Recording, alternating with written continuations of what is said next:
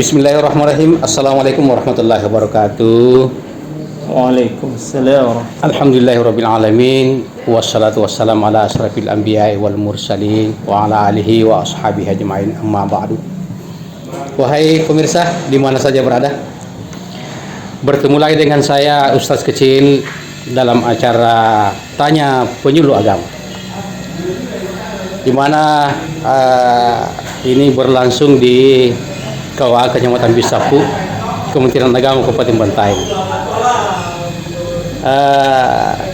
Hari ini kami kedatangan tamu yang sangat istimewa. Beliau adalah mubalik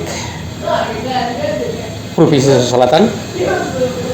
Beliau adalah pengurus wilayah Al-Wahda Islamiyah Provinsi Selatan, dan beliau juga adalah penyuluh agama Islam KUA Kecamatan Bisapu. Beliau ini adalah guru kami di sini, dan hari ini beliau berkesempatan untuk kita bertanya jawab di sini di acara Tanya Penyuluh Agama. Sebelumnya kami Assalamualaikum Ustaz. Waalaikumsalam warahmatullahi wabarakatuh.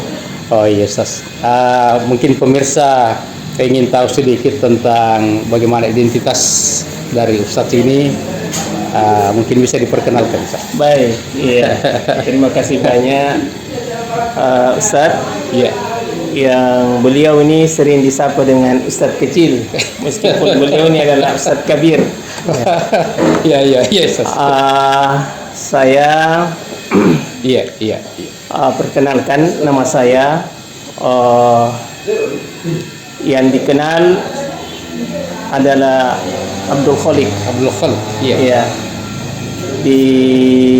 Sebenarnya identitas asli itu menurut ijazah KTP adalah Iya.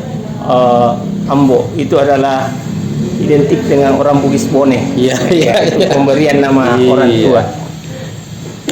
Betul seperti yang disampaikan tadi oleh Pak Ustadz, bahwa di samping kegiatan kami sebagai penyuluh agama Islam Kabupaten Bantaeng, khususnya di Kecamatan Bisapu ini, beberapa aktivitas dakwah juga kami lakoni, termasuk salah seorang pengurus Wahda Islamiyah. Alhamdulillah. Baik di daerah, begitu pula di provinsi. Iya.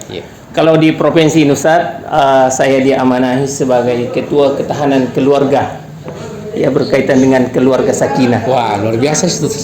Luar biasa ini. Iya, yang mengurus tentang bagaimana ketahanan keluarga-keluarga Muslim, dan lebih khusus lagi adalah ketahanan keluarga kader Wahda Islamiyah di seluruh Sulawesi Selatan, yang kami sering mengunjungi. Ada 24 kabupaten Ustaz di Sulawesi Selatan ini. Iya. Domisili saya di Bonto Atuh, di Pondok Pesantren Al-Ihsan. Aktivitas sehari-hari selain jadi penyuluh, juga imam masjid di Pantai Seruni Sport Center. Ya, Sport Center. Iya. Gitu Ustaz. Iya, singkat. Alhamdulillah sudah berkeluarga, punya anak 10 dari 2 istri. Alhamdulillah. Saya ini baru 8 Ustaz. Masya Allah, ya, masih ada kesempatan untuk tambah-tambah nih Ustaz. Insya Allah. Iya Ustaz. Beberapa hari yang lalu Ustaz, ada kami diskusi dengan beberapa anak muda, remaja-remaja masjid kita. Ada satu pertanyaan yang sangat mendasar Ustaz. Masya Allah. Yang dipertanyakan itu terkait dengan pasangan. Oh iya. Karena kan mereka masih remaja, ya mungkin sudah ada rencana-rencana untuk cari pasangan. Masya Allah, luar biasa ya, sudah mau menyelamatkan agamanya. Betul.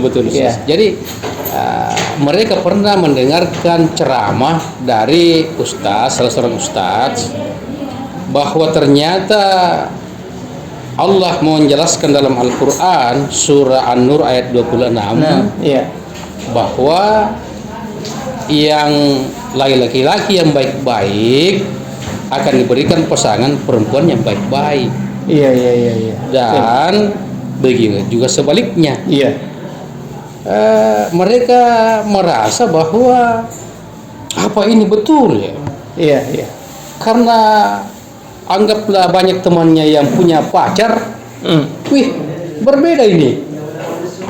Jadi yang laki-laki soleh ternyata berpacaran dengan perempuan yang tidak soleha. Nah, Bagaimana konsepnya ini Ustaz tentang surah An-Nur ayat 26 ini? iya. Ya, Baik, para pemirsa. pemirsa yang berbahagia, ini ada satu pertanyaan yang sangat luar biasa dari Pak Ustadz Iya, iya. berkaitan dengan firman Allah yang ada di dalam surah An-Nur. Nur, iya. Ya, tepatnya pada ayat yang ke-26. Iya. Dalam ayat itu Allah Subhanahu wa taala berfirman,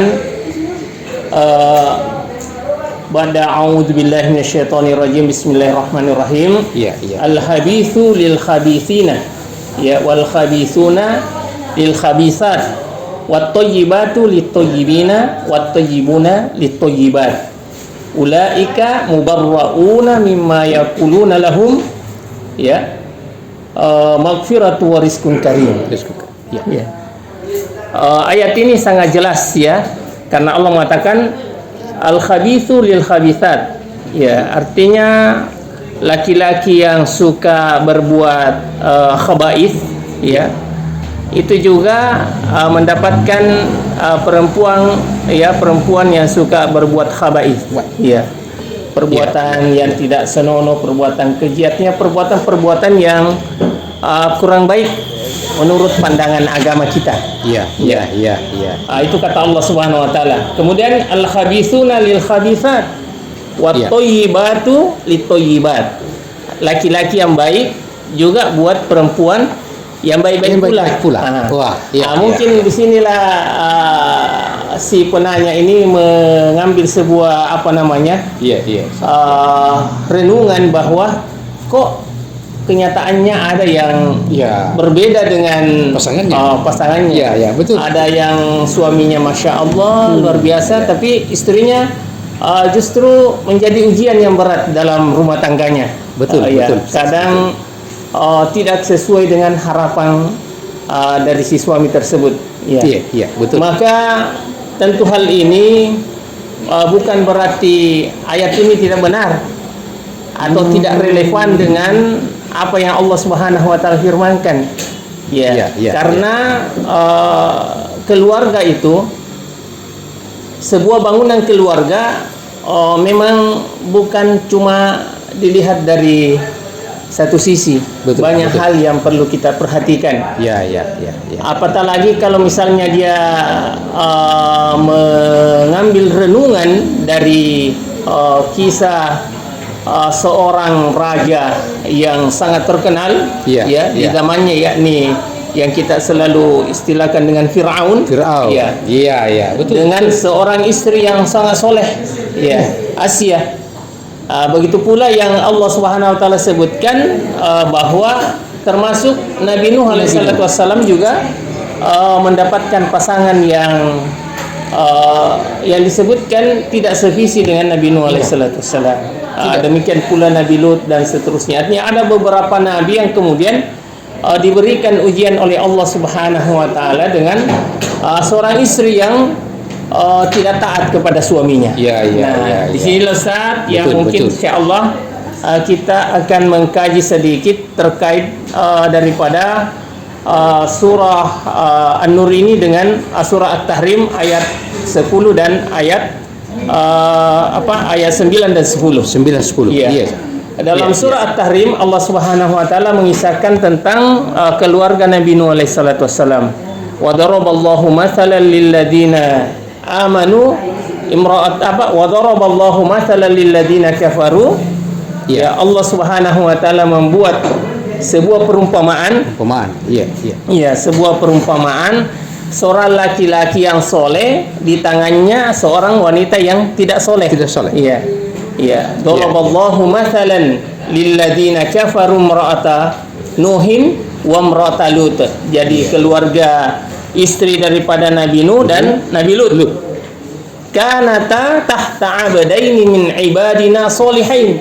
Jadi dua laki-laki ini, dua suami ini adalah Nabi Allah Subhanahu wa taala yang katakan solehain, keduanya adalah soleh. Soleh. Ya. Fa khanatahuma wa lam yugni anha minallahi syai'a. Iya. Nah, di sini Allah mengisahkan kedua orang soleh ini dengan istri yang tidak soleh. Ya. Kemudian pada ayat selanjutnya Allah Subhanahu wa taala mengatakan wa daraballahu mathalan lil ladina amanu imra'ata fir'aun id qalat rabbi banili indaka baitan fil jannah wa najjini min fir'auna wa amalihi wa najjini minal qaumi zalimin. Ini mengisahkan tentang seorang laki-laki yang tidak beriman. Siapa itu? Fir'aun. Iya, memiliki istri yang solehah. Namanya Asia. Iya. Asia binti Muzahim, kalau saya tidak salah ya nama lengkapnya. Ya. Jelas sekali laki-lakinya siapa yang tidak kenal Fir'aun. Iya, sampai menisbahkan karena kekuasaannya itu sebagai Tuhan. Ana rabbukumul a'la. Iya. Itu disebutkan oleh Allah dalam Al-Qur'an. Nah, ini sangat jelas sekali kenapa seorang nabi istrinya tidak soleh, dua nabi yang soleh. Terus selanjutnya ada seorang wanita soleha, tetapi suaminya kafir bahkan. Tidak beriman kepada Allah Subhanahu wa taala, bahkan mengangkat dirinya sebagai Tuhan. Mungkin di sini Ustaz bisa kita mengambil beberapa hikmah. Apa hikmah Allah Subhanahu wa taala mengisahkan di dalam Al-Qur'an tentang seorang wanita soleha yang bernama Asia binti Muzahim ini dengan seorang suami yang dikenal dengan nama Fir'aun itu. Ini Ustaz ya. Betul. Saya lanjut. Baik. Kemudian kalau kita melihat dari sisi ideal, tentu kita akan mengatakan wah, pasangan cocoknya ini dengan ini. Tidak cocok. Fir'aun tidak ideal. Memiliki istri sebaik, sesoleha daripada Asia binti Muzahim ini. Kenapa? Karena ada jarak perbedaan agama, perbedaan keyakinan. Perbedaan keyakinan yang sangat jauh. Maka tentu ada hikmah yang Allah Subhanahu wa taala yang diinginkan kepada kita ini. Betul. Karena surah An-Nur tadi mengatakan bahwa laki-laki yang baik juga akan dipasangkan dengan perempuan yang baik-baik. Yang mukminah. Jadi bagaimana? Ini tentu mengajarkan kepada kita bahwa Asia binti Muzahim ini adalah seorang wanita yang memiliki keteguhan, memiliki kesabaran dan keteguhan iman yang kuat. Betul. Bagaimana keimanan seorang yang tidak berpengaruh dengan lingkungan dan pasangan hidupnya. Coba ini bisa menjadi digarisbawahi bahwa seorang mukminah yang memiliki keteguhan iman yang kuat itu tidak terpengaruh dengan lingkungan atau pasangan hidupnya. Coba kita bayangkan Fir'aun, apa yang dia tidak miliki. Berbicara tentang kemewahan dunia sudah ada semua. Apapun yang dia inginkan, bahkan bisa menghidupkan dan mematikan. Karena besarnya pengaruh dan kekuasaannya. Bagi seorang wanita mungkin berpikir apalah yang kita cari. Suami sudah raja, kekayaan, dia tinggal disuapi saja oleh pelayan-pelayannya. Yang luar biasa. Di istana yang megah. Tetapi apakah itu membuat hatinya menjadi tenang atau merasa bahagia? Nah, inilah hikmah yang harus kita ketahui di balik daripada pertemuan Asia binti Muzahim ini dengan Fir'aun. Betul. Yang pertama Ustaz ini ada saya catat betul. Yang pertama bahwa di antara hikmahnya adalah keteguhan iman di tengah cobaan. Jadi Asia binti Muzahim ini diuji oleh Allah Subhanahu wa taala dengan pasangan hidup yang berbeda keyakinan. Keyakinan dengannya. Ya, berbeda keyakinan dengannya. Ya, orang yang berbeda keyakinan itu semuanya akan berbeda. Iya, banyak hal yang tidak bisa dikompromisikan karena perbedaan agama tadi, perbedaan keyakinan. Nah, ini. Kemudian yang kedua, hikmah yang kita bisa ambil dari pernikahan Asya binti Muzahim dengan Firaun ini adalah pentingnya memilih pasangan hidup. Pentingnya memilih pasangan hidup. Ya, jadi ketika ada seorang pemuda ingin menyelamatkan separuh daripada agamanya, ingin menjaga kehormatannya agar dia tidak terjebak dalam perkara pergaulan bebas, bahkan mungkin saja terjadi dalam perbuatan yang ini apa istilahnya, naudzubillah, maksiat lah, seperti itu ya. Maka dengan semangat ingin menikah, mencari pasangan hidup, kita anggap bahwa ini adalah pejuang-pejuang untuk menjaga kehormatannya. Pantas untuk mendapatkan apresiasi, khususnya kita ini sebagai penyuluh agama. Betul. Berikan motivasi. Kan ada hadisnya, Ustaz ya? Allah, Nabi SAW mengatakan, ya ma'syarasy syabab, in istata'a minkumul ba'ata falyatazawwaj, fa innahu aghaddu lil basar wa ahsanu lil farj. Hadis ini Nabi katakan, wahai para pemuda, siapa di antara kalian yang sudah punya kemampuan untuk menikah, maka menikahlah. Ini perintah, motivasi kepada orang yang belum punya pasangan, segera menikah.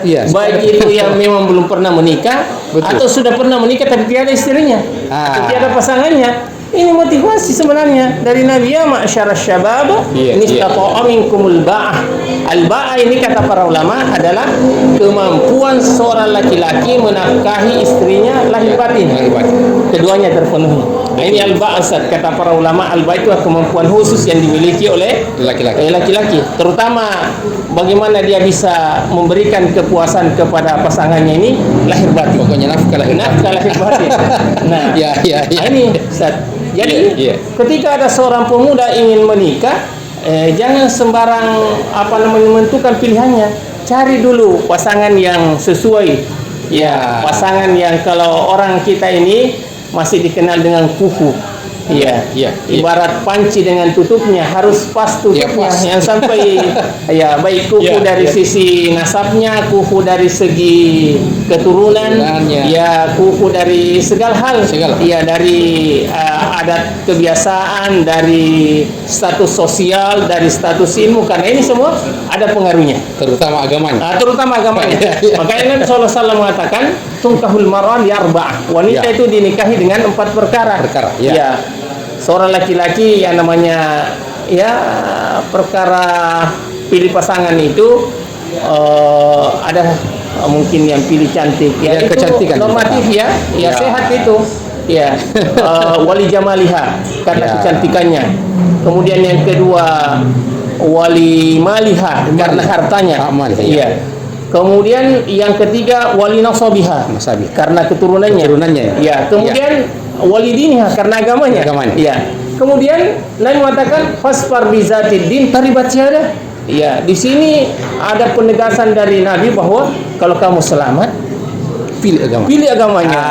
Yang bagus agamanya. Makanya Asya binti Muzahim karena agamanya bagus, maka biarpun berada di lingkungan mana, seorang suami yang zalim, seorang suami yang tidak beriman kepada Allah, itu tidak mempengaruhi keyakinannya kepada Allah Subhanahu wa taala. Jadi ini pelajaran penting bagi pemuda-pemudi kalau mau menikah, cari pasangan yang dianjurkan oleh agama kita sesuai dengan kriteria agama. Kalau laki-laki sebenarnya dua syaratnya, Ustaz. Sederhana sekali. Kata Nabi SAW, "Idza ja'akum man tardawna dinahu wa muru'atuhu wa khuluquhu fazawijuhu." Kalau ada seorang laki-laki yang datang kepadamu, artinya meminang seorang gadis, dua saja persyaratannya. Apa persyaratannya? Man tardawna dinahu. Agamanya baik. Agamanya baik. Kemudian yang kedua akhlaknya baik. Karena agama dikatakan baik itu kan hubungan kepada Allah. Betul. hanya kepada Allah. Akidah, ibadah, akhlaknya, Yes. muamalahnya, itu baik kepada Allah Subhanahu wa taala. Adapun masalah akhlak ini adalah berkaitan dengan muamalah. Iya, bagaimana berinteraksi dengan istrinya, wa ashiruhunna bil ma'ruf, bagaimana berinteraksi dengan tetangganya, manusia secara umum. Nah, insya Allah ketika seorang laki-laki memiliki dua kriteria ini, agamanya baik, akhlaknya baik, kata Nabi SAW, fazawwijuhu, nikahkan dia. Illa takun fitnatun fil ardi wa fasadun kabir. Maka kalau tidak kamu terima, kamu tidak nikahkan, maka akan terjadi fitnah. Nah, jadi kalau laki-laki tadi dua, agamanya, akhlaknya baik, jangan bilang sudah jadi penghulu agama, jadi penyuluh agama, atau berapa luas kebunnya, atau berapa uang panennya, bukan itu jadi syarat. Lihat dulu syarat utamanya tadi agama dan akhlaknya, supaya terjadi tadi bangunan keluarga yang kuat setelah menikah. Alhamdulillah. Nah, Alhamdulillah. Iya. Begini Ustaz ya. Iya. Kita lanjut lagi Ustaz. Boleh Ustaz, diberikan sedikit lagi. Sedikit lagi. Ya, ini baru poin yang kedua Ustaz ya. Bagaimana memilih pasangan hidup. Jadi seorang laki-laki yang ingin menikah, ingin bahagia, ingin pasangannya bahagia, maka hendaklah dia memilih pasangannya dengan kriteria sesuai dengan agama kita. Mungkin di waktu yang lain Ustaz kita akan lanjut lagi. Semoga insya Allah acara-acara seperti ini ada pertanyaan-pertanyaan ditampung oleh para penyuluh agama dan kita bisa diskusikan bersama, baik di tempat ini maupun di tempat-tempat yang lain. Semoga bermanfaat. Terima kasih banyak Ustaz. Telah bertanya dan sedikit ada informasi berkaitan dari surah An-Nur ayat 26 tadi dengan surah At-Tahrim ayat 9 dan 10. Sekian dari kami, semoga bermanfaat. Atas segala perhatiannya kami sampaikan syukran wa jazakumullah khairan, dan saya kembalikan kepada penghubung. Alhamdulillah. Jadi para pemirsa di mana saja Anda berada, bahwa ternyata memang orang yang